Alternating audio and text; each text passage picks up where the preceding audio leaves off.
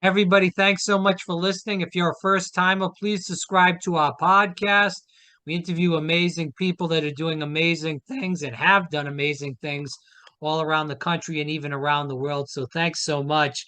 Arnold Sampson is on the program today. He's got an amazing story, and we're so grateful to have him on. Again, you'll see in just a second the book that he has out, and I recommend you read it. I think it's a great book. It's Dustoff More Than Meets the Eye, and we're going to talk about Vietnam War in general, PTSD, and everything else in the kitchen sink with Arnold. So thanks so much for coming on. I'm really honored to have you on, Arnold. But thanks so much for your service to the country also. And thank you for saying it, Rob. It's a pleasure to be here with you. It is more than met the eye. Meet the eye comes to mind, but met the eye is actually the title because it was more than met the eye with that the things that Dustoff that were involved with Dustoff. So again, good to see you. Thank you for correcting me. I think I'm used to saying more than meets the eye, so Yes, it just yes, flows out, flows out. But right. thank you for correcting me on that. We do want to get the title right Not a as problem. that goes.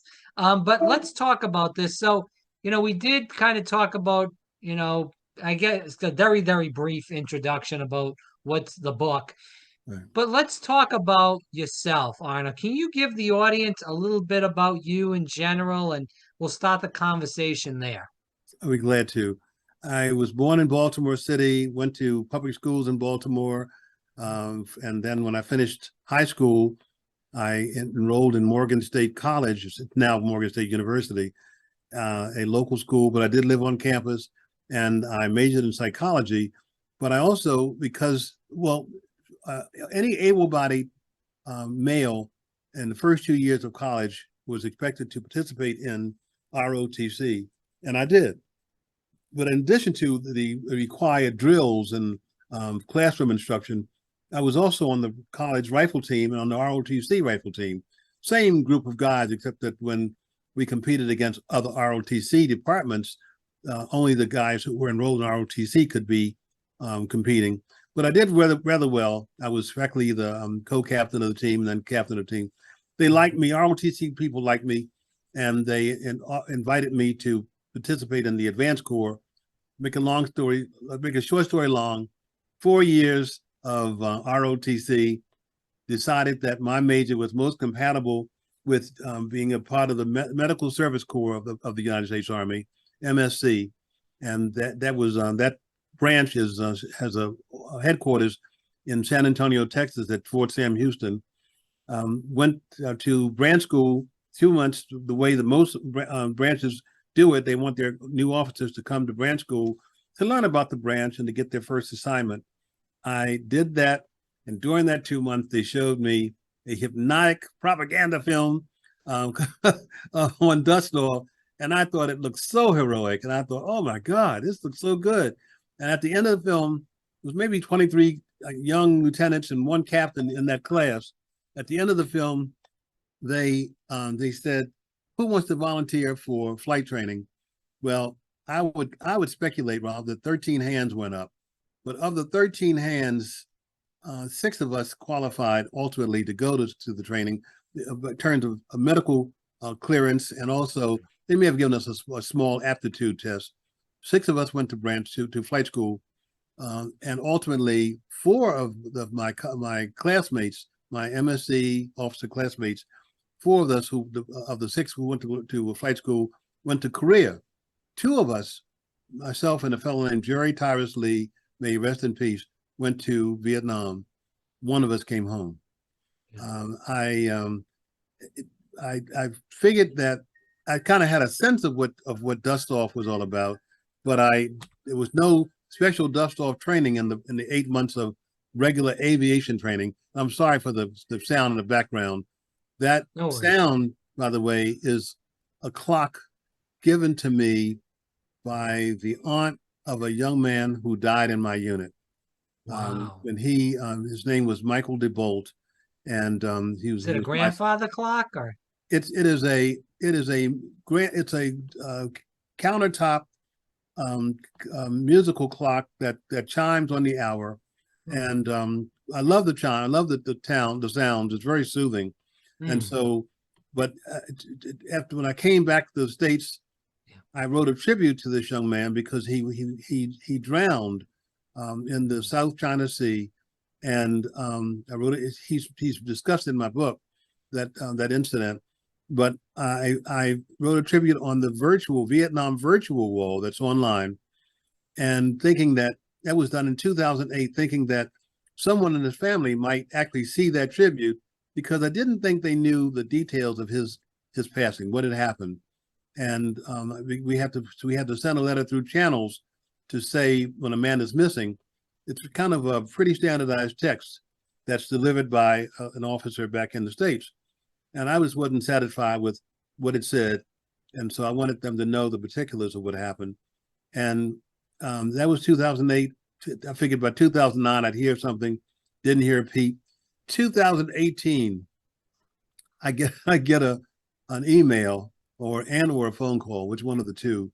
And they introduced themselves, and it was one of his aunts who was close to his age. They kind of grew up in the same household. And the family was very touched by the details, being able to know what went on, know that it was not foul play, that it was just a sad tragedy, know that he was not missing in action and in some POW camp or whatever, just to know what happened. And so a friendship and a relationship ensued, and that clock that you hear was something that a token that was sent to me. So I apologize for the sound. No, that's great. It's a great story behind it, a Mm, tragic story behind it. But thank you please, for explaining sure. what it was. But we'll go into that because a lot of people, my father included, were talking about how, the draft in Vietnam. We've heard those stories with the numbers, but it seems like you wanted to go there.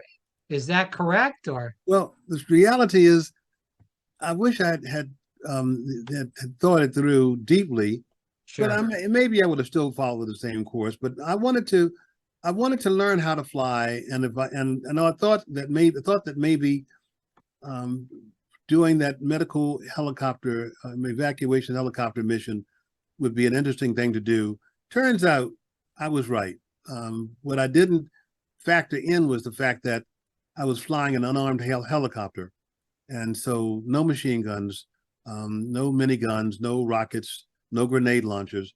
It was just 4 crewmen, 2 pilots, a crew chief, and a medic, and that's what all the medevac crews consisted of. And we would go anywhere, anytime, and on basically just with skill and God's a prayer is what we used. And but it was gratifying. It was dangerous, but it was gratifying because at the end of the year, my statistics came out to be something like 2,000 people carried. Some of them were not on the brink of death, but some of them clearly were. And so our unit, medevac units in general, are responsible for a couple, maybe a couple generations of people being on this planet. Because if we had not gotten those men out of the field, they would not have come home to marry and have children and have grandchildren. it's crazy because you were the person that was helping a lot of these soldiers that were injured and making sure they either got back alive or came out alive if they Mhm. lost a limb or not. That must have really been, and we'll talk about the PTSD in just a second, but we talk about these issues in war that a lot of men and women that come home from war now don't even want to speak about. I'm sure that those are still planted in your mind from all those years ago. Right. Can you talk about, not about the stories in general, but even just the traumatic experience of flying into, where all these grenade launches, where all this shooting was going on, and not just, trying to get the person that was down, back on the plane so you could get them to safety and get them, the medical attention they needed, but also the safety of yourself and the 3 other people on board. Rob, you nailed it. The truth is, I wanted nothing more than to become an aircraft commander, probably from the day I put foot on the ground. Yeah. But frankly, that does take seasoning and skill to learn the tactics that kept us alive. to learn the logic of it all. But I was very impatient. My impatience didn't change anything. It took me 7 months to earn my AC orders, my aircraft commander orders, but I did. And while I was earning them, I was flying as a pilot. We were all equally at peril, and the fact is, I did see some very traumatizing things, things that were difficult, both during missions and back at home, back at our heliport. There were some things that happened that are described in the book. I will only share something if you ask me, but the fact is that it was traumatizing. And the task of getting this $250,000 aircraft out to who knows where. I mean, it was the Vietnam was a lot of foliage, relatively few landmarks, some geographical landmarks, rivers and mountains, but not a lot of roads and highways and street signs, trust me. And getting it out there without a GPS, Yeah. finding the men who needed us and getting them aboard and getting them back to a medical facility, and then getting that helicopter back to our heliport was no small matter. And it was gratifying that when we could do it, and we did it over and over again. And trust me, it wasn't just me. I applaud all the crews that flew Dustoff, all the unit personnel in Dustoff units. I applaud them all for their heroism and their bravery, because it's a mission that doesn't get much attention, but we did a heck of a job for our American soldiers. First of all, before we get into the second part of this, can you talk a little bit about you were there for how many years in Vietnam? I was there for Okay. a year that seemed like 5, Yeah. but it was just a year. But it was a long year, no different from other. I mean, nothing that I did, to me, as far as I'm concerned, was unique. I mean, I'm not pretending to have been exposed to any more hazard than anyone else. I think with the number of hours, based on where you were, how busy the operational area was, but roughly the number of hours for missions were probably about the same for other units. We went when we were called, and it didn't matter what the weather was, what time, day or night. If you needed us, we were there. We were there. And so that year was a long year. And when I finished the year, though, and got back home, frankly, to be quite honest with you, if they had said to me, Lieutenant Sanpson, do you want to go home today? And I would have been on day 25. I would have said, yes, I think I will. Just give me 15 minutes to pack up my stuff. I'd have been out of there. But that didn't happen. I did spend an entire year. That was a tour. As I mentioned, 4 of my colleagues from my medical service corps new officer class went to Korea, and I think that was a 13-month tour. They spent 13 months overseas in Korea. Vietnam was a 1-year tour, but believe me, it was hazardous and but necessary. And I'm glad I did it. In retrospect, I'm glad I'm here alive to be able to talk about it. To tell the I story. did lose colleagues, but I'm glad that the Lord spared me. Yeah, definitely happy you're here to tell this story. It's an important story, and a lot of people don't know about this story because they don't teach history in some of the schools anymore, which is unfortunate. But that's Yeah. another another story for another day. Right. I do want to get into this. So, we've heard, and as a person that loves history and is a historian, we've heard the stories about coming back from Vietnam. The soldiers were spit on. There was a lot of dramatics during that time. It was a different era. Now it's not as much like that. A lot of the heroes coming back are more celebrated, obviously, than they were during your time. Can you talk about coming home and, were you met with any of these disturbing actions, or how did all that go? I hate to say this because it's not very flattering Mhm. about me, but ignorance is bliss. When I landed, back from Vietnam, I'm sure I was pretty numbed out. And I was in a fog of sorts. And I did not get, there was no emails back then, but I didn't get the message about taking off my uniform.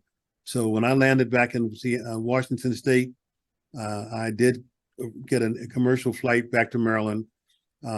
I remember people looking at me strange, but I looked strange. I was sunburnt, and you can imagine sunburn on my skin. I was stunned. I'm sure there was a look about me that they was like, "What is wrong with that guy?" Well, the look was, "Did I really get back?" I mean, I was like disbelieving.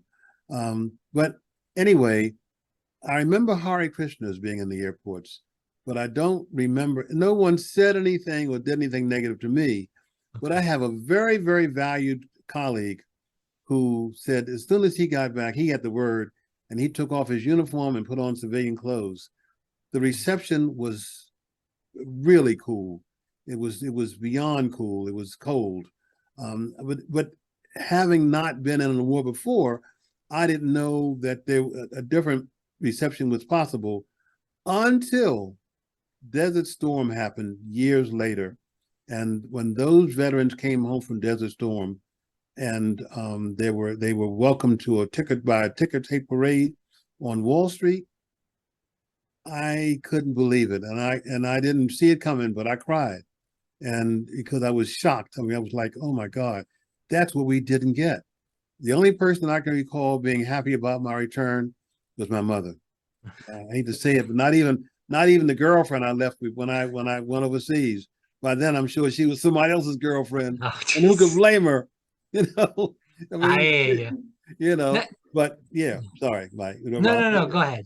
I was just gonna say, um, no one else showed. They were very ho hum about it.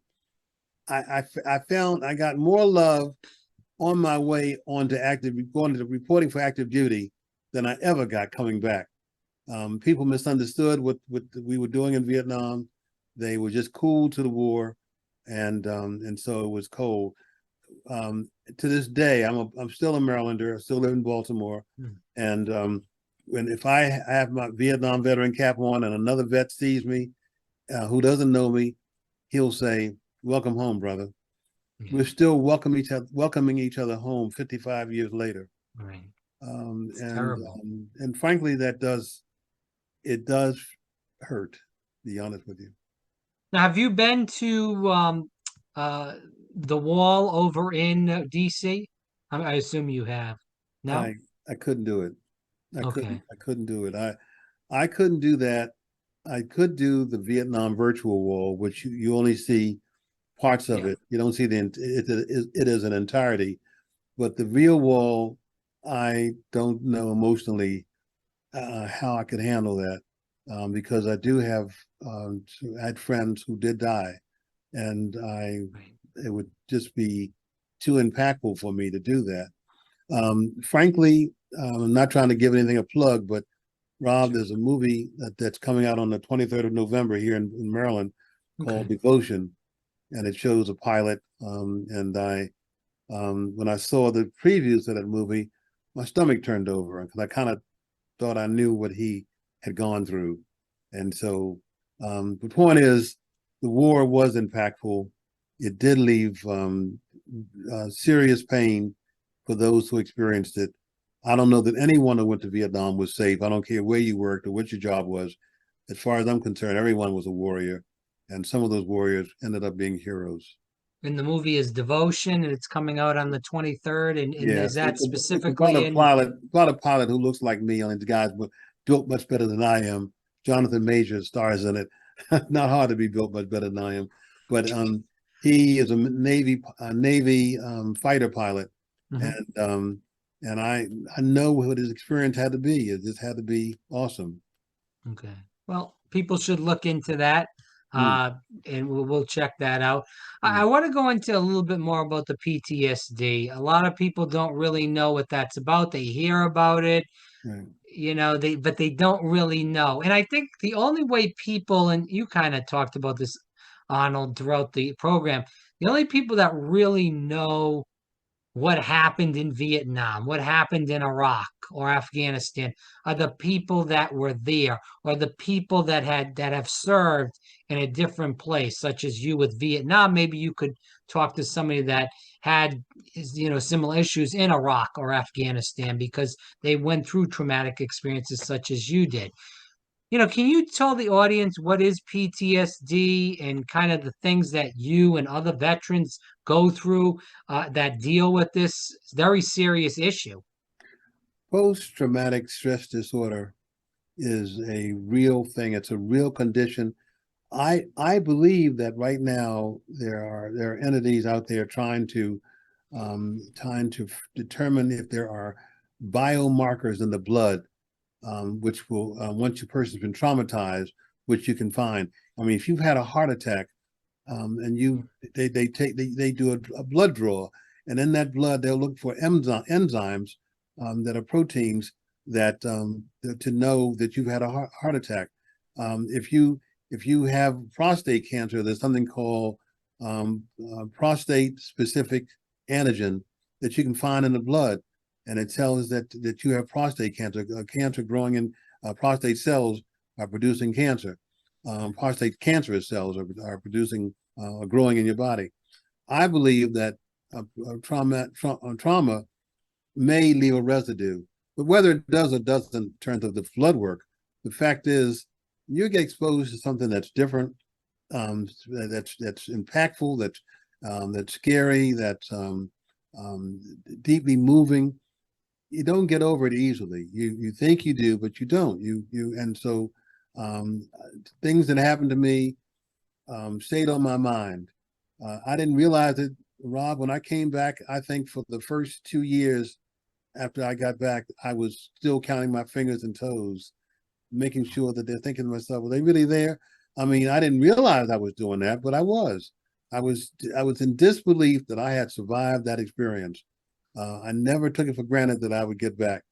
But the things that happened and I saw just weighed heavily on my heart and on my mind to this day. And so I wrote the book to get some things off my chest. But after the fact, once I really put the book together, I realized that maybe other veterans might benefit from seeing that they weren't alone in terms of experiences that happened, and they too might want to share with others, their family, their friends, what happened, and maybe loosen the grasp of PTSD. You come back, you don't trust like you used to. You don't share. A lot of veterans did not want to talk about what happened in Vietnam, and it wasn't necessarily shame. It was just so unpleasant. So Well, a lot of people didn't know what you guys were feeling, so you could talk about these things, and people can say, and whether it's PTSD, an illness, if you have not went through this, you can say, yeah, I feel for you, I understand, but you don't understand because you never went through the illness, or you never went through the experience. right. So that's the whole issue. So I even think about that when I'm meeting somebody. I try not to say I understand because I might not even understand anything of what they're going through.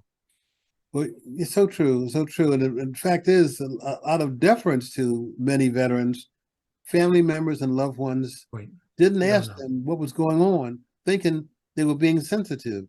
But the veteran sometimes interpreted that lack of inquiry to be indifference, a lack of not of the fact of and the presence of not caring or not agreeing or judging them negatively, and that drove in the experiences more.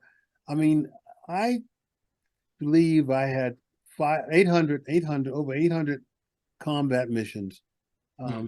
carried 2,000 passengers aboard my aircraft. Think I did something. Think I know. So for some of them, I saved lives. Some of them had limbs that were just barely attached or not attached, and thought I had done something. When I came home, it was like I hadn't done anything. It was like all that was for naught, and so that drove it home even more. That made me feel like inside, like some of those experiences, some of that sacrifice, some of that peril was a waste and was meaningless. And that does not leave one, at least did not leave me feeling very, very good. A lot of people say, and I want to get your opinion as a veteran of Vietnam, Hmm. say that a lot of these soldiers died in vain. What is your opinion on that? I, I, I don't, it's hard to say they died in vain. Yeah, Here's why, because if you stand back from that war far enough and you think about entities now that may have it in for the U.S. For I'll say they're like Russia is not a fan of the U.S. Iran not a fan. Korea not a fan. Maybe Iran and maybe even Saudi Arabia maybe not a fan. And but they did not rally. Some of those entities were not fans back then, but they did not rally to figure out ways to attack the U.S. because I think they were distracted by the U.S. involvement in the Southeast Asia war. I think our involvement there was a major distraction to our adversaries. yeah. But once it was over, I think they began to think about ways to bring terror to us. And the terror they brought, the 9/11, has changed this country forever. I mean, now we have a whole federal agency to try to make airports and air travel safer. Homeland Security Department. So I think Vietnam did serve a maybe unintended purpose, but it did serve a purpose. So Arnold, we talked a little bit about PTSD.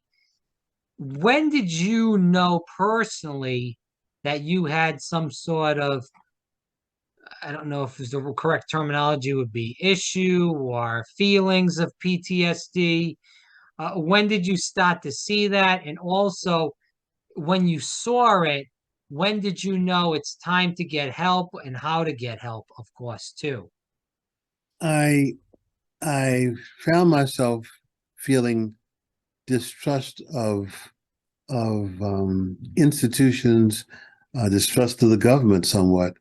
That's one thing. I tried to discuss some things that occurred and found myself breaking emotionally. Um, I mean, as in showing emoting, and I thought, what's going on with this? I found myself not wanting to be around loud noises, explosions. I thought, oh man, this is not good. I mean, my reaction was much stronger than I wanted it to be to such things. I didn't want to go to fireworks displays. So I began to know that something was wrong, and some of my interactions with loved ones was impacted by my unwillingness to open up, to be trustful, and to interact with them in a way that they deserved. And so I thought, okay, something's really wrong. I need some help. And the VA did provide me with help. I spoke with a counselor who helped me understand that what was used to be called battle fatigue or shell shock was now some kind of special syndrome for Vietnam veterans. Well, And how long did you see this from when you got home, though? What was the timeline there? I think symptoms showed up that when unacknowledged by me, I was in denial about them. Sure. They showed up, I would say, almost as soon as I got back to the States. But I was still in the military. I was still assigned, and so I covered myself a certain way. But once I left active duty, which I was on active duty for 4 years. I started out with a 2-year obligation, by the way, but the Army advised me that if I went to flight school, they would invest another $250,000 in my training, and the obligation would be 4 years. And I said, no problem. And they so at the end of the 4 years, when I went back into civilian life, I didn't navigate that as well as I wanted to. Sure. I wasn't as communicative. I didn't solve problems as well, and I often solved instead of talking and communicating about things that were bothering me, I would just shut down, and that was not healthy or helpful. What advice would you give to people that are suffering, whether they were in the military or not, that are suffering or they feel like maybe they're having some sort of issues, maybe it's PTSD, maybe it's not, Mhm. but they think there's an issue there. What advice would you give to somebody that thinks they are having some sort of issue? I would say talk about the things that frighten you. Talk about the things that even the things that embarrassed you. So get begin to open up because it's cathartic. And you can do that at times, not always, but at times. I would say if it's do you think it's related to a military experience, then actually go to the VA and ask for help. Right. I'd say, you know, telling loved ones what you did in the war would is something that can also be can purge you maybe of some of the things you experienced. I happen, thank the good Lord, I happen to be teetotal, which means I don't drink alcohol, nor do I use any other substances. I'm kind of committed to being totally sober. Now the upside of the downside of that is I don't sleep that well at night. No. So, but I kind of thought that the men in my family, the males in my family, did not manage alcohol very well. And as a kid, I decided it was going to end with me. I was not going to keep that generational curse, that tradition going. But if had I decided to use that to anesthetize myself, to medicate myself, I think I wouldn't still be here probably. I would have died from, substance abuse. I would have died. Instead, I've just sort of tried to work it through with my actions and being positive and trying to help others. You're a good man. I don't drink alcohol either, and I don't believe in medication unless you need it, you seriously need it Right. for some sort of issue that you're having. But I Right. try to stay away from that also. But anyway, the interview's not about me; it's about you. Mm. So, Not us. so so we'll finish this off again. Arnold Sanpson here on Fire Breathing Rob. Dustoff, definitely check it out in bookstores now. What do you hope people learn from this interview today, Arnold, that we spoke about, and also about the book when they read it? I hope that they learn that Vietnam veterans deserve any credit that's given to them. Sure. I hope that they learn that every Vietnam veteran engaged in sacrifice. If he or it was not a walking out infantryman walking out in the boonies, regardless of where he was away from family, loved ones, and safety, and he dealt with uncertainty. And I'm saying he, not to be a chauvinist, but because it was not we had not used women in combat roles at that point. So there were definitely nurses in Vietnam whose presence were just a godsend, and they were so-called donut dollies who worked with the Red Cross and the USO, but they were not women on the front line carrying arms. But bottom line is that I'm hoping too that people will learn what that medical evacuation helicopter mission was all about, and learn that there are men who were injured in the field who had a death that was their death sentence. They were gone. They were too far away from any facility. They were in the mud, in the vines, and the weeds, and many of them, I'm sure, did not believe for a minute that another uh, U.S. soldier was going to come out to pick them up. They were thinking not here, not all that's going on, but yes, we did. Never turned down a mission. And I don't mean me, I'm saying my unit. We never turned down a mission. No one ever came back home and said to our unit and said, we couldn't find the men. I never heard that during my tour. I don't think it happened. So my hat is off to all those who served in the Dustoff units. The truth is, Rob, any aircraft in Vietnam could pick up a wounded, injured, sick soldier, combatant, or person, and get them to a medical facility some kind of way. But we were the ones who had the medic on board, and the medic had medical supplies. One of my medics, Bernard Ojeda, we had one incredible medic, Victor Glover, Glenn Knight, just incredible medics, and they did an incredible job.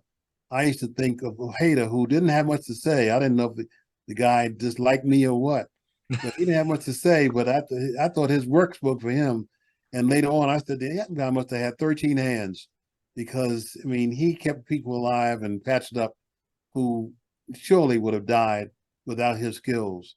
And so God bless them. And I thought that the crew members showed incredible valor to get on an aircraft with two pilots who just about their same age, not knowing whether those pilots were, alert, fearful, what, but they got on and did their jobs and just trusted that those pilots would get them out to the site, pickup site, and get them back to a facility and get them back home, which we did, or we died trying. It's really an incredible story. I hope people buy the book. Where can they find more about you, Arnold, and also get the book? The book is available. You can type the book title in on any search bar. Dustoff, More Than Met the Eye, and up it will pop. It's available on Amazon. It's available at the Book Baby bookstore, Goodreads. It's available on a lot of sites, but Amazon is probably the most popular place to find it. It's been available since July the 1st of 2022. And this discussion about me, I never sought to be a hero. I never sought to be bold or whatever. But when I got back home, eventually commendations followed me, and every one of them was a shock to me. But ultimately, I was awarded 2 Purple Hearts, a Distinguished Flying Cross, a Bronze Star, a Vietnamese Cross of Gallantry with Silver Star device for heroism. That was awarded by the government of South Vietnam. 5 awards of the Air Medal with V device for heroism, and a Broken Wing Award. Wow. Probably most proud of the Broken Wing Award because I was able to land a helicopter that should have crashed. I mean, there was no way that was supposed to get down in one piece. One control was damaged beyond regular functional use, and despite it's not working properly, I managed to land at the aircraft, and I'm not bragging, I assure you, but it's impressive. The awards did not come. It wasn't my unit saying, "Oh, he deserves an award." That would be too self-serving and a conflict of interest. No, units in the field who appreciated someone coming to get their man, their comrade, took the time to submit a recommendation for an award. And then not just to me. I mean, one of my comrades was awarded the Silver Star, which was 1 notch above the Distinguished Flying Cross, which is not small potatoes. That comrade, by the way, did pass away from having cancer throughout his body, and wonderful man and a heck of a pilot. But he told me one day he was putting on his socks and his leg broke, and turns out cancer was in his leg and had gone through his body. He had no clue. Vietnam had a very long reach in terms of very long tendrils in terms of or tentacles, both. And so many Vietnam veteran has come back with prostate cancer, like I have it, um, pardon that background sound. I'm gonna No try to worries. stop it. But and also I have glaucoma. I have Oh, wow. I have neuropathy in both feet and Yeah. PTSD, and so it left me with a number of little goodies. But I'm not alone. I'm alive. Yeah. I'm glad to be alive because so many of my comrades have passed on. So I feel blessed to be still alive. I just had my birthday on November the 9th, and I turned, I love to say I turned 15, 7 plus 8. I can't do it like that. Daggone it. I'm 78 as of the And 9th. still kicking. Yeah, I'm kicking, but not very high with this neuropathy. Well, I'll tell you what. Is there a website or anything that you have out there, Arnold, or just Thank you for asking. No, I don't personally have a website. I okay? just have my book, but if a person, as Sure. I said, will type in that book title, if they don't buy the book, at least they'll get a description of what the book covered and learn a little bit more about what Vietnam was like for a medical evacuation pilot.